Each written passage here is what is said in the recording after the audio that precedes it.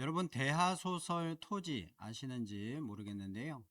이 토지라는 소설은 박경리 작가가 썼는데 1969년부터 1994년까지 무려 25년 동안 이 소설을 집필을 했다고 합니다. 그래서 구한말 시대부터 일제강점기까지의 그런 우리나라의 그런 일상의 모습들, 그리고 서민들의 삶의 모습들, 그런 모든 시대적인 배경을 이 대하소설 토지에 잘 담아냈습니다. 이 박경리 작가는요, 자신의 삶이 평탄했더라면 문학을 하지 않았을 것이라고 하면서요, 나의 삶이 불행하고 온전치 못했기 때문에 글을 썼던 것이다 라고 이런 말을 했습니다. 보통 창작하는 이들에게 고통이라는 것은 영감의 재료가 된다고 합니다. 그리고 길을 잃어본 적 없는 사람의 이야기는 깊이가 없습니다. 미워한 적 없는 관계는 의심을 해야 하고요. 질투한 적 없는 관계는 편안할 수는 있겠지만 깊은 우정이 형성될 수는 없습니다. 빛과 어둠은 한 몸이고 참된 신앙은 의심을 포함하는 것입니다.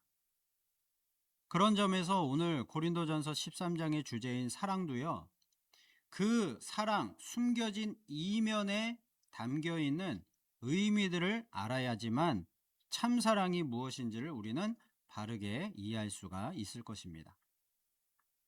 여러분, 사실 이 고린도전서 13장은요 사랑장이라고 불리지만 이 사랑장의 내용을 보면요, 그 깊은 이면의 내용을 보면요, 결코 그냥 단순히 아름다운 노랫말이나 아름다운 시가 아닌 것입니다.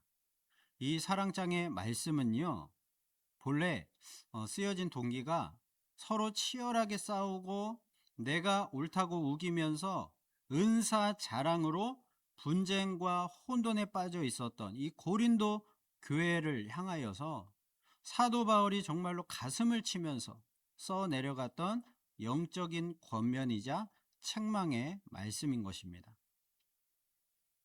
사도 바울은요, 이 고린도전서 13장의 앞장, 이 12장에서요, 수많은 성령의 은사들을 열거하면서 설명을 했습니다. 방언의 은사, 예언, 지식, 신유, 믿음의 은사 등등 이런 은사들을 설명하면서 12장 맨 마지막 절에서 이렇게 결론을 맺었습니다. 고린도전서 12장 31절 말씀 우리 함께 읽어보도록 하겠습니다. 시작. 너희는 더욱 큰 은사를 사모하라. 내가 또한 가장 좋은 길을 너희에게 보이리라. 아멘.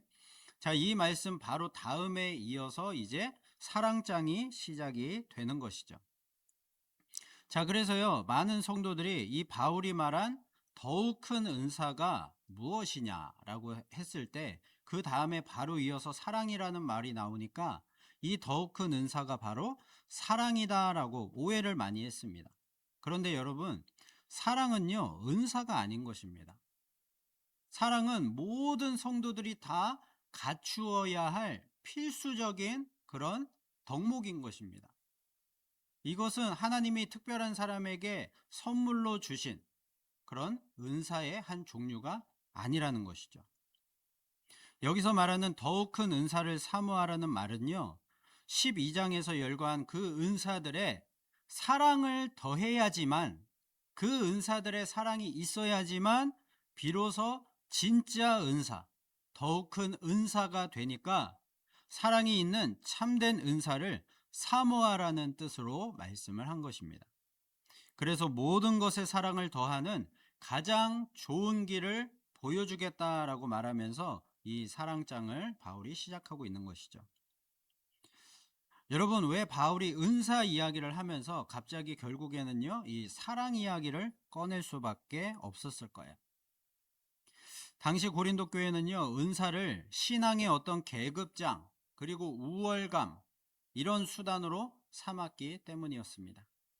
당시 고린도 도시 사람들은요, 거칠고 세속적인 그런 문화 속에서 자라났습니다.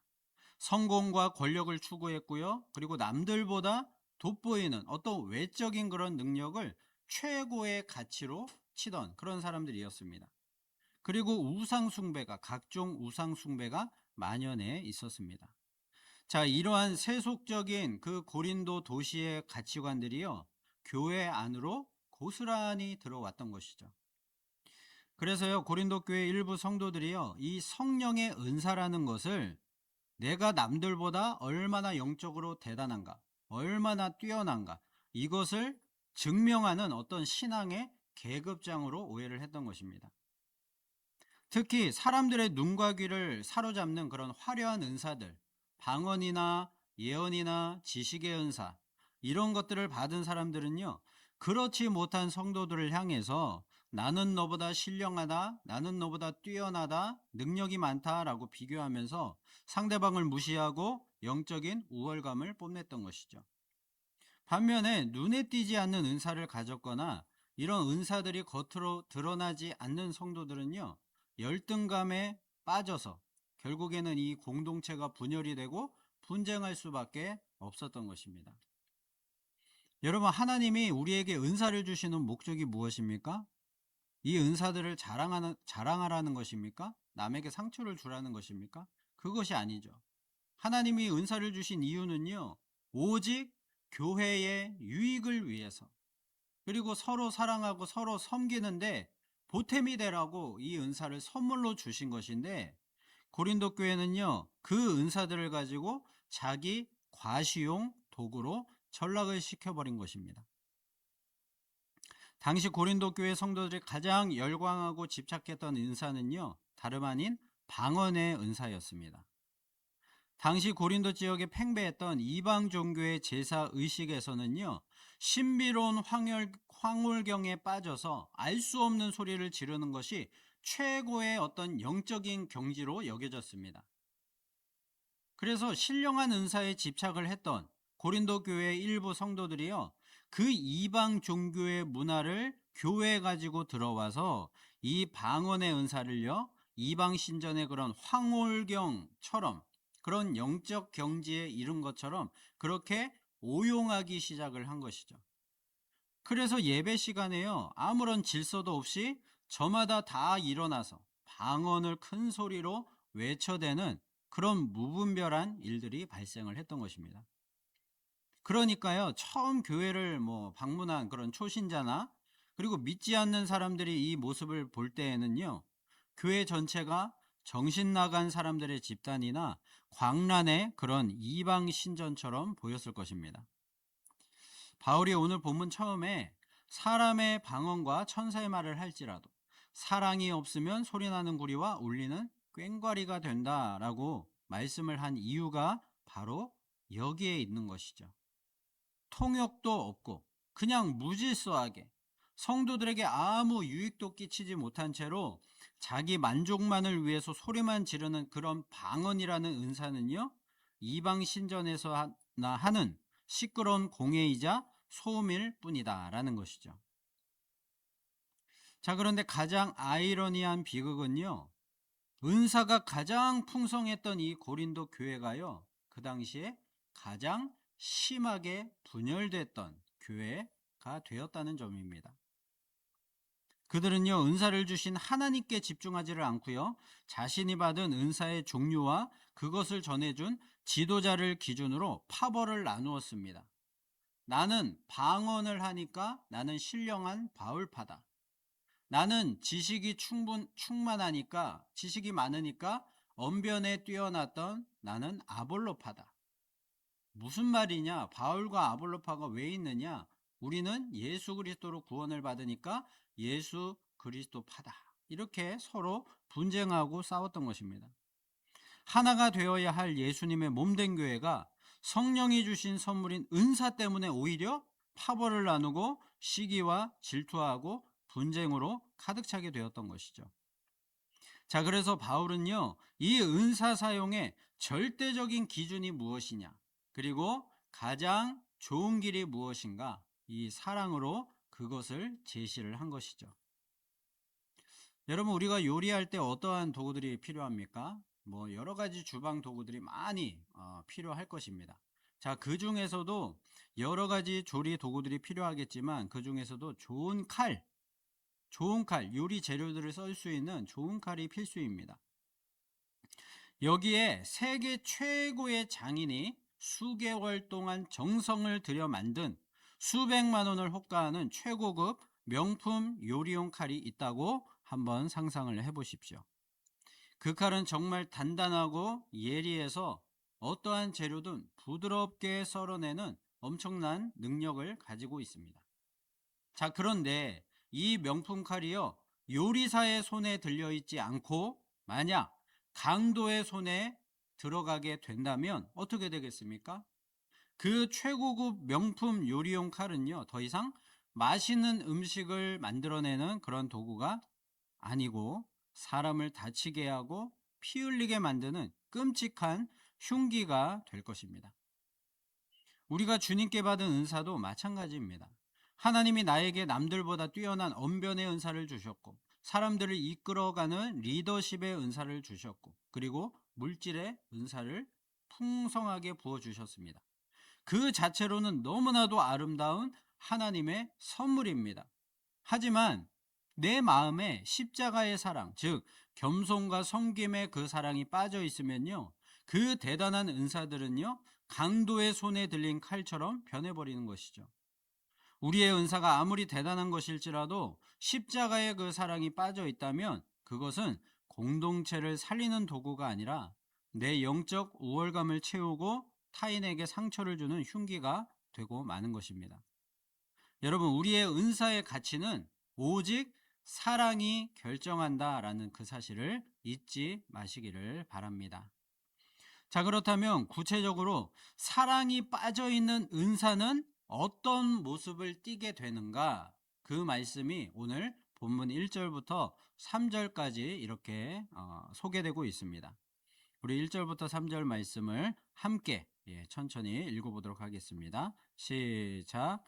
내가 사람의 방언과 천사의 말을 할지라도 사랑이 없으면 소리나는 구리와 울리는 꽹과리가 되고, 내가 예언하는 능력이 있어 모든 비밀과 모든 지식을 알고 또 산을 옮길 만한 모든 믿음이 있을지라도 사랑이 없으면 내가 아무것도 아니요.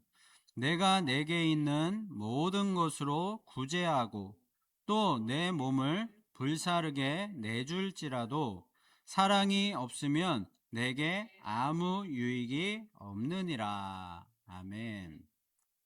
자, 여기 보면요, 사랑이 빠진 은사가 어떤 모습을 띠고 있는가, 세 가지로 이렇게 나옵니다. 첫 번째는 소리나는 구리와 울리는 꽹과리가 된다. 그러니까 아무 능력도 없고 의미도 없는 그냥 소음이 된다라는 것이죠. 그리고 두 번째는요, 사랑이 없으면 내가 아무것도 아니다. 아무것도 아닌 그런 존재가 되고 만다라는 것이죠. 그리고 세 번째로 사랑이 없으면 내게 아무 유익이 없다. 내게뿐만이 아니라 다른 사람에게도, 그리고 이 사회에도, 교회에도 아무 유익이 없다는 것입니다. 그러니까 사랑이 빠진 은사라는 것은요, 이처럼 아무것도 아닌 것이 되는 것입니다. 여러분, 이 말씀을 깊이 잘 보시면 사랑이 없으면 은사라는 것은요, 더 이상 하나님이 주신 선물이 아니라 내가 만들어낸 소유가 되고 마는 것입니다. 그래서 이 은사를 가지고요, 주신 분의 뜻대로 써야 하는데 그렇지를 못하고 자꾸만 내 마음대로, 내 욕심대로 마음껏 그냥 내 마음대로 부리는 그런 내 소유가 되는 것입니다. 그렇게 되면 은사는요, 더 이상 섬김의 도구가 아니라, 교회를 세우는 도구가 아니라 오히려 남을 조종하고 누르려는 권력의 도구로 전락하게 됩니다. 그 결과로 하나가 되어야 할 생명의 공동체가 갈등과 분열의 집단으로 무너져 내리고 마는 것이죠. 자, 바울의 표현을 잘 보십시오. 아무리 신령한 천사의 말을 하고 방언을 유창하게 할지라도 사랑이 없으면 소리나는 구리와 울리는 꽹과리가 되는 것입니다. 당시 이방 신전에서 우상 숭배를 할 때에 인격 없는 그 신들의 관심을 끌기 위해서 정말로 귀가 먹먹하도록 시끄럽게 그런 구리 소리 나는 그 구리 접시와 그리고 꽹과리를 수도 없이 계속해서 두드렸습니다. 즉 아무리 뜨겁게 방언을 하고 소리를 지를지라도 내 마음의 형제를 향한 그 사랑과 배려가 없으면요, 그것은 살아있는 하나님께 드리는 상달되는 그런 예배가 아니라 인격 없는 우상을 향해서 질러대는 그런 시끄러운 소음, 종교적인 공예에 불과하다는 것이죠. 여러분, 우리가 만약에 아파트에 살고 있는데 우리 위층에 아주 세계적인 그런 피아니스트가 살고 있다고 한번 생각을 해 보십시오. 자, 그 사람이요, 피아니스트가 한낮에 이제 거실에서 창문을 열어놓고 뭐 베토벤이나 쇼팽의 그런 명곡들을 연주한다면 여러분 그 소리가 어떻게 들리겠습니까? 아주 아름다운 소리로 우리에게는 그렇게 들릴 것입니다. 자, 그런데 만약에 그 사람이요, 새벽 2시에 갑자기 이 피아노를 연주한다. 시끄럽게 크게 연주한다고 한다면 아무리 명곡일지라도 그 소리가 우리에게 좋게 들리겠습니까? 그렇지 않죠. 모두가 잠자는 시간에 그 아무리 아름다운 소리라고 할지라도요, 그것은 우리에게 소음이 될 뿐입니다. 은사도 마찬가지인 것이죠.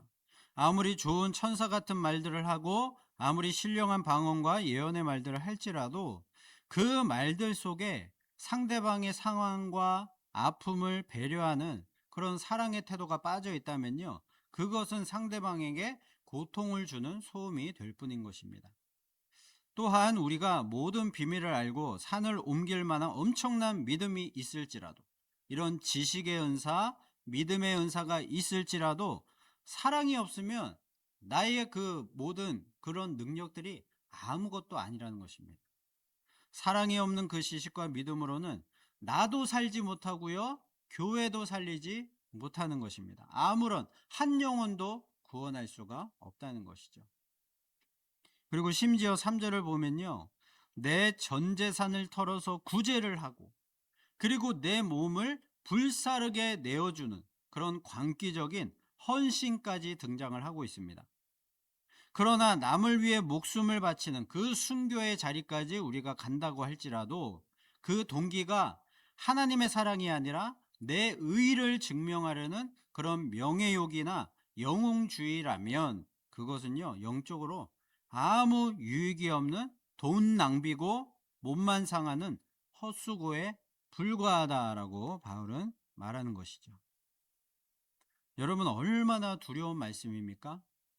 예수님도 이와 비슷한 말씀을 하신 적이 있습니다. 예수님이 다시 오시는 그 날에, 심판의 날에 많은 사람들이 나더러 와서 이렇게 얘기를 할 것이다. 주님, 주님의 이름으로 제가 복음을 전했고요, 열심히 섬겼고요, 그리고 능력들도 행하며 사람들도 고치고 그런 많은 능력을 행함으로 주님께 이 주님의 교회를 그렇게 사람들로 많이 채웠습니다. 그 이야기를 할 때 주님이 뭐라고 말하십니까? 불법을 행하는 자들아 내게서 떠나가라. 나더러 주여 주여 하는 자마다 천국에 들어갈 것이 아니요 하나님의 뜻대로 행하는 자라야 천국에 들어갈 것이다. 이런 말씀을 하셨습니다. 여러분, 하나님의 뜻이 무엇입니까? 하나님을 목숨을 다해 힘을 다해 내 뜻을 다해 마음을 다해 사랑하고 내 이웃을 내 몸과 같이 사랑하는 것, 그것이 하나님의 뜻인 것입니다. 결국에는 사랑이 하나님의 뜻인 것입니다. 결국 사랑이 없는 우리 신앙생활은요, 모두가 다 헛된 것이고요, 아무 유익도 없고 공예와 소음만 될 뿐이고 아무것도 아닌 그런 존재가 되고 마는 것이죠. 자, 그렇다면 그 진짜 사랑의 본 모습은 무엇인가? 4절부터 7절까지 그 진짜 사랑의 본 모습에 대해서 이 바울이 얘기를 하고 있습니다. 그래서 사랑의 속성에 대해서 설명을 하는데요, 특별히 전부 동사로 표현을 하고 있습니다. 그리고 무엇을 하지 말고, 하지 말라는 부정적인 그런 단어가 많이 그런 동사가 많이 등장을 합니다. 그래서 사랑이 하지 말아야 할 것, 즉 사랑이 금하는 것에 대해서 집중적으로 이야기를 하고 있습니다. 자, 4절부터 7절까지의 말씀 우리 또 한번 이 말씀의 의미들을 깊이 생각을 해보면서 읽어보도록 하겠습니다. 사랑이 무엇인가 한번 보시기 바랍니다. 함께 읽겠습니다. 시작. 사랑은 오래 참고 사랑은 온유하며 시기하지 아니하며 사랑은 자랑하지 아니하며 교만하지 아니하며 무례히 행하지 아니하며 자기의 유익을 구하지 아니하며 성내지 아니하며 악한 것을 생각하지 아니하며 불의를 기뻐하지 아니하며 진리와 함께 기뻐하고 모든 것을 참으며 모든 것을 믿으며 모든 것을 바라며 모든 것을 견디느니라. 아멘. 자, 여러분, 이 말씀을 읽으면서 과연 어떤 인물이 혹시 떠오르셨습니까? 어떤 사람이 딱 떠오르지 않으십니까? 저는요, 이 모든 모습들을 보면서 이 말씀대로 사랑을 실천하며 살았던 분이 누구신가 생각을 해보니까요, 바로 예수 그리스도, 우리 예수님이 떠올랐습니다. 예수님의 삶의 모습을 그대로 기록한 것이 바로 사랑이라고 정의하고 있는 것이죠. 그러므로 사랑이라는 것은요, 십자가의 핵심인 것입니다. 여러분, 십자가가 무엇입니까? 나를 내어주어서 타인을 섬기는 것이고요. 나의 마땅한 권리가 있지만 그 권리를 주장하지 않고 내려놓을 수 있는 것입니다. 그러므로 사랑은 대단한 이벤트를 해주면서 상대방에게 감동과 기쁨을 주는 것이 아니라 하나님의 말씀과 십자가 사랑을 기억하며 내가 화를 내는 것이 마땅해도 좀 참아주고요. 내가 권리가 있음에도 그 권리를 남을 위해서 쓰지 않는 십자가 사랑의 실천인 것입니다. 여러분, 우리가 직장에서 만약에 정말로 사사건건 자기를 무시하고 괴롭히는 직장 상사가 있다고 생각해 보십시오. 하루는 그 상사가 정말로 말도 안 되는 꼬투리를 잡아서 회사 동료들이 다 보는 앞에서 나를 심하게 나무랍니다. 그 순간 우리의 마음속에, 나의 마음속에 깊은 분노가 치밀어 오릅니다. 그 상사에게 똑같은 것으로 그렇게 소리를 지르고, 그리고 그 상사가 과거에 잘못했던 것들을 들추어내면서 복수해버리고 싶은 마음이 목구멍까지 차오르는 것이죠. 그렇게 할지라도 아무도 손가락질 하지 않을 그런 상황입니다. 그러나 그때 사랑은 성내지 아니하며 악한 것을 생각하지 아니하며 모든 것을 참으며 모든 것을 견디느니라 라는 그 주님의 말씀이 생각나서 그 영혼을 불쌍히 여기면서 죄송합니다. 그 부분은 제가 다시 한번 확인해 보겠습니다. 라고 대답을 하고 그 순간을 이제 잘 넘겼습니다. 절대로 내가 잘릴까봐 두려워서가 아니고요. 십자가의 그 사랑의 주님이 생각나서 그렇게 참아낸 것이죠. 여러분, 이것이 바로 성경이 말하는 사랑의 실천입니다. 누가 봐도 내가 복수하는 것이 맞고, 그리고 나의 정당한 권리를 주장하는 것이 맞는 상황이지만 그 억울함을 참아내고 주님의 세 계명인 내가 너희를 사랑한 것 같이 너희도 서로 사랑하라 라는 그 말씀 때문에 참고 내 마땅한 권리를 남을 위해 포기하는 것, 그것이 참된 사랑의 실천입니다. 어떻게 보면 별것 아니라고 생각할 수도 있고요. 또 어떻게 보면 감당하기 너무나도 힘든 순종이라고 생각할 수도 있습니다. 그러나 여러분, 그 모든 상황과 마음과 행동들을 우리 주님께서 다 보고 계시고요. 다 알고 계십니다. 복수하는 것은 하나님께 다 맡기라고 했습니다. 우리를 대신하여 하나님께서 다 판단하시고 심판하실 것입니다. 그리고 참는 자에게는 하나님께서 하늘의 상을 내려 주실 줄로 믿습니다. 요한일서 4장 20절 말씀 함께 읽어보겠습니다. 시작. 누구든지 하나님을 사랑하노라 하고 그 형제를 미워하면 이는 거짓말하는 자니 보는 바 그 형제를 사랑하지 아니하는 자는 보지 못하는 바 하나님을 사랑할 수 없느니라. 아멘. 자, 여기서 형제를 미워하지 않고 사랑한다는 것은요, 나를 해한 자에게 악을 악으로 갚지 않고 악을 선으로 갚을 수 있는 것을 말합니다.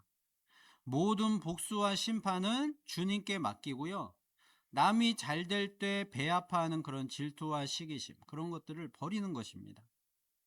내가 잘해서 내가 자랑할 상황에서도 남을 먼저 배려할 줄 알고, 그리고 주님께 모든 영광을 돌리며 주님 앞에 더욱 엎드리는 겸손한 그 마음이 바로 사랑인 것이죠.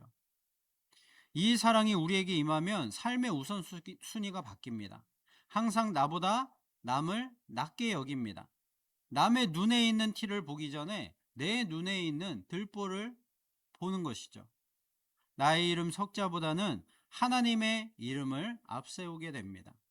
내 개인의 이익과 편안함보다 공동체의 유익을 먼저 생각하게 됩니다. 그렇다고 사랑은 뭐 그냥 좋은 게 좋은 거다라고 그냥 다 넘어가는 것이 아닙니다. 불의에 눈 감지 않아야 하고요. 고통받는 이들의 눈물을 닦아주어야 하고요. 하나님의 진리를 용기 있게 항상 주장하는 것이 진짜 사랑인 것이죠. 이제 바울은요, 이 사랑이 왜 그토록 위대하고 가장 좋은 길인지를 논증합니다. 그것은 바로 사랑의 영원성 때문입니다. 자, 8절 말씀 보시면 사랑은 언제까지나 떨어지지 아니하되 예언도 패하고 방언도 그치고 지식도 패하리라. 여러분, 우리가 그렇게 대단하게 여기는 은사들, 방언, 예언, 지식, 이런 은사들은요, 다 유통기한이 있습니다. 그 유통기한은 우리가 살아가는 이 세상이 존재하는 그때까지만 유통기한이 있다는 것입니다. 종말론적 완성을 기다리는 이미와 아직 아니, 이 긴장의 속에서만 필요한 것들이 바로 이 은사라는 것이죠.